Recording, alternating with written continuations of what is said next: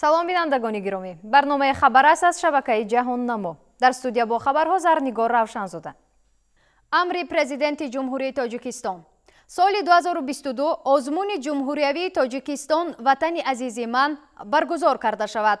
Низомнома, ҳайати комиссия ва ҷоизаҳои озмуни ҷумҳуриявии Тоҷикистон ватани азизи ман тасдиқ карда шаванд. Замимаҳои якум, дуюм ва сеюм.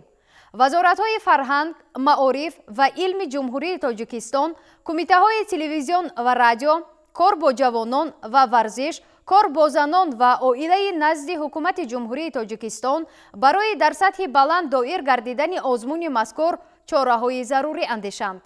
мақомоти иҷроияи ҳокимияти давлатии вилояти мухтори Кӯҳистони Бадахшон, вилоятҳои Суғд, Хатлон, шаҳри Душанбе, шаҳру ноҳияҳо иҷрои талаботи амри мазкурро таъмин ва ҷиҳати ҷалби бештари дӯстдорони санъату мусиқӣ чораҷӯӣ карда, ғолибони даврҳои якум, дуюм ва омӯзгорони онҳоро аз ҷиҳати моддӣ ва маънавӣ ҳавасманд гардонанд. вазорати молияи ҷумҳурии Тоҷикистон аз ҳисоби маблағҳои фонди захиравии президенти ҷумҳурии Тоҷикистон ки барои соли 2022 пешбинӣ гардиданд, ба дастгоҳи иҷроияи президенти ҷумҳурии Тоҷикистон ҷиҳати амалӣ гардани чорабинии мазкур 2 миллион 540 ҳазор сомонӣ ба таври нақд ҷудо намояд. дастгоҳи иҷроияи президенти ҷумҳурии Тоҷикистон истифодаи мақсадноки маблағи ҷудошударо таъмин карда, ба вазорати молияи ҷумҳурии Тоҷикистон ҳисоботи хароҷоти анҷомдодаро пешниҳод намояд. назорати иҷрои амри мазкур ба зиммаи муовини сарвазири ҷумҳурии Тоҷикистон, сарпарасти соҳа гузошта шавад. президенти ҷумҳурии Тоҷикистон Эмомалӣ Раҳмон, шаҳри Душанбе, 3 феврали соли 2022. амри президенти ҷумҳурии Тоҷикистон. соли 2022 озмуни ҷумҳуриявии илм, фуруғи маърифат баргузор карда шавад. низомнома, ҳайати комиссия, ҷоизаҳо ва рӯйхати адабиёти тавсияшавандаи озмуни ҷумҳуриявии илм, фуруғи маърифат тасдиқ карда шаванд. замимаҳои якум, дуюм, сеюм ва чорум.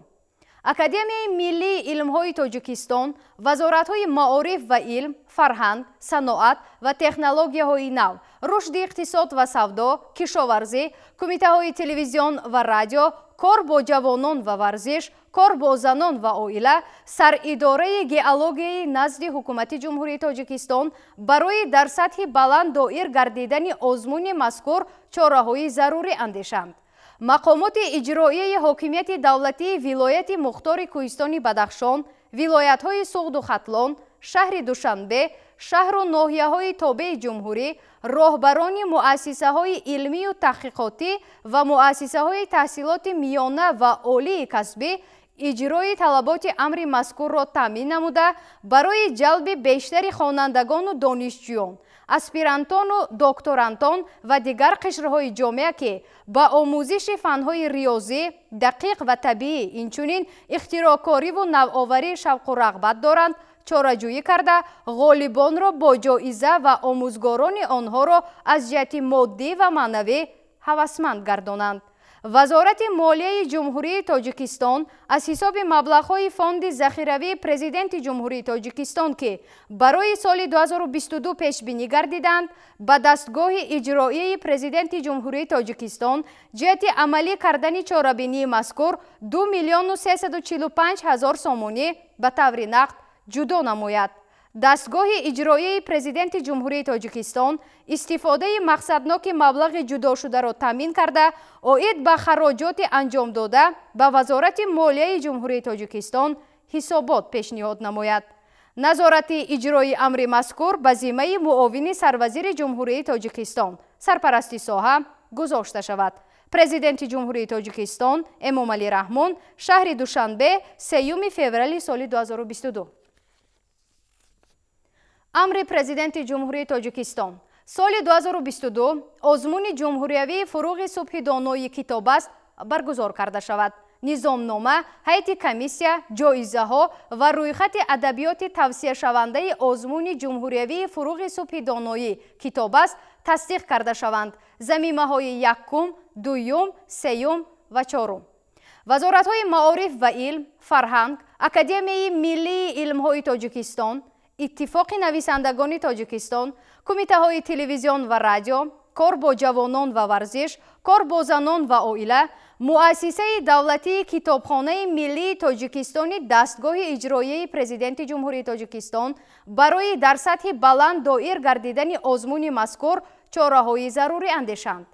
мақомоти иҷроияи ҳокимияти давлатии вилояти Мухтори Кӯҳистони Бадахшон, вилоятҳои Суғду Хатлон, шаҳри Душанбе ва шаҳру ноҳияҳои тобеи ҷумҳурӣ иҷрои талаботи амри мазкурро таъмин намуда, ғолибони озмун ва омӯзгорону падару модаронеро ки шогирдону фарзандонашон дар даври ҷумҳуриявии озмун барандаи ҷоизаҳо шуданд, аз ҷиҳати моддӣ ва маънавӣ ҳавасманд гардонанд.